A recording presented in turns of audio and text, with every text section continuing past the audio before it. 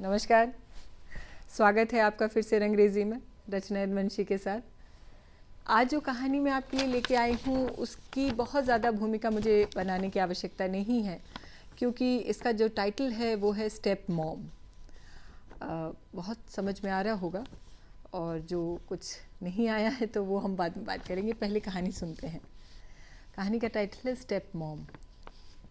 Captain चक्रवर्ती अप्रतिम सुंदरी दीपा पर ऐसे मोहित हुए कि 6 घंटे लगातार बाइक चलाकर दिल्ली से जयपुर हर रविवार को दीपा को बुके लेकर मिलने जाते थे।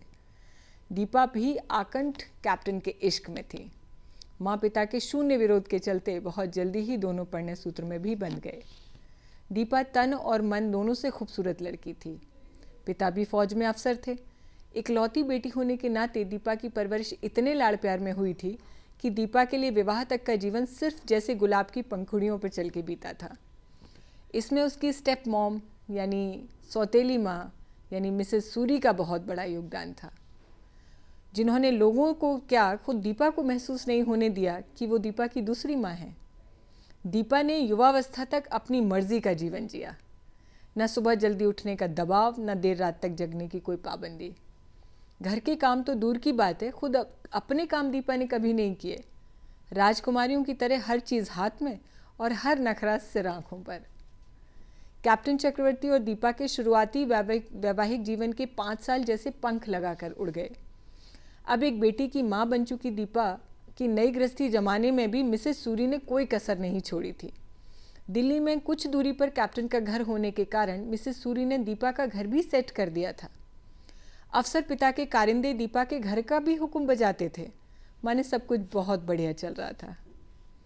फिर कैप्टन से मेजर बन चुके चक्रवर्ती की पोस्टिंग आई नागालैंड। दीपा को पिता माँ से दूर जाने का गम भी था और कैप्टन के साथ फौजी सेटअप में रहने की खुशी भी। दिल्ली से तो माँ और उनकी टीम ने पैकिंग करवा दी।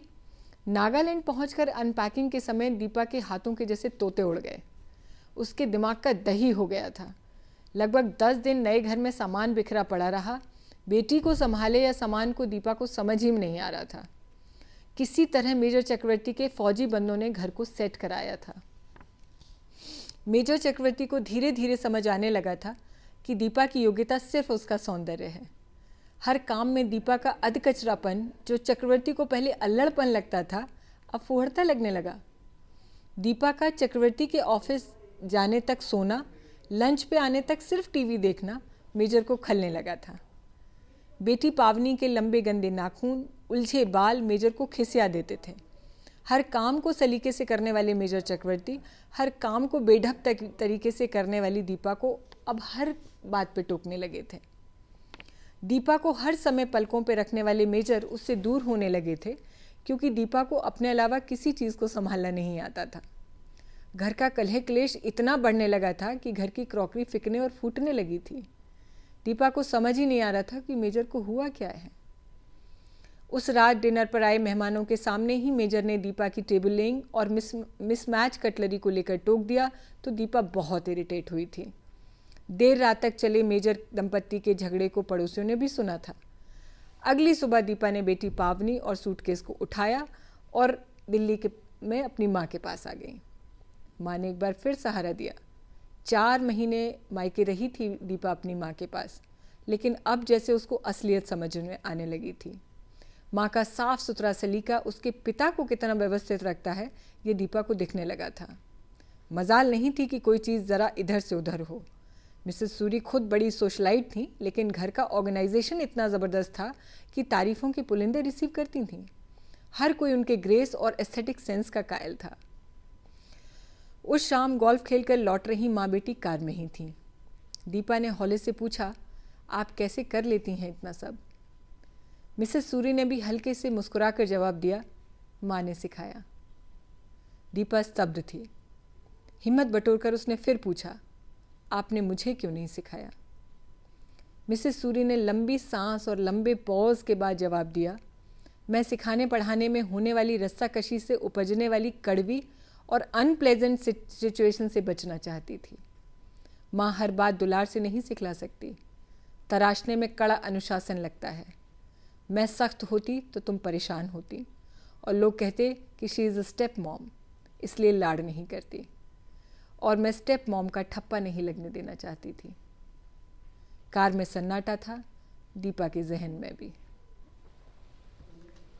कैसी लगी कहानी आप ज़रूर बताइएगा। मैंने बड़े मन से लिखी थी। जब मैं ये कहानी लिख रही थी तो मुझे लगा था कि कंक्लूडिंग लाइंस में मैं क्या कहूँगी, और यकीन मानिए मुझे समझ ही नहीं आया कि क्या कहा जा सकता है। माँ ऐसा विषय है, ऐसा बृहद विषय है कि ऐसा लगता है कि उस पर कुछ कहना या कुछ बोलना जैसे समंदर में कोई बूंद डालने की कोशिश करना है। माँ अपने आप में समंदर होती है, उस पर कोई क्या कहेगा, कोई क्या लिखेगा। माँ का अनुशासन कितनी दूर तक बच्चों को ले जाता है और कितना काम आता है उनके भविष्य में हर पग पर, ये उस वक्त बात बच्चों को समझ नहीं आती है जब कड़े अनुशासन से वो लोग गुजर रहे होते हैं। मेरी माँ हमेशा एक बात कहती हैं कि बेटियां जो हैं वो अपनी माँ का अक्स होती हैं। मैं इस बात से बहुत इत्तेफाक रखती हूँ। आज उम्र के इस पड़ाव पे बहुत बार मुझे ये महसूस होता है कि मैं बिल्कुल वैसे ही बात करने लगी हूँ, या मेरे कुछ सिग्नेचर डायलॉग्स या मेरे कुछ काम बिल्कुल डिट्टो कॉपी होते हैं माँ के।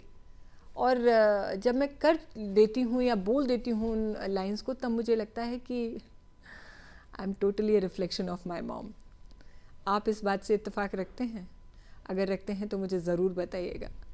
एक बात और यहाँ मैं जोड़ना चाहूँगी, माँ का जो अनुशासन होता है ना, वो इतना ज़रूरी होता है बच्चे के जीवन के लिए। एक कोट मैंने कहीं पढ़ा था कि discipline is the strongest form of self love, and I will say it is a form of love, because माँ जानती है कि discipline ignores the current pleasure, लेकिन it gives biggest reward in the future. जब बच्चे माँ की लानत मलानत सह रहे होते हैं तब उनको लगता है कि ऐसा क्यों हो रहा है और माँ ऐसा क्यों कर रही है, लेकिन जब जीवन में वो बातें और वो अनुशासन काम आता है ना, तब बात समझ में आती है। तब तक माँ बूढ़ी हो चुकी होती है। नमस्कार।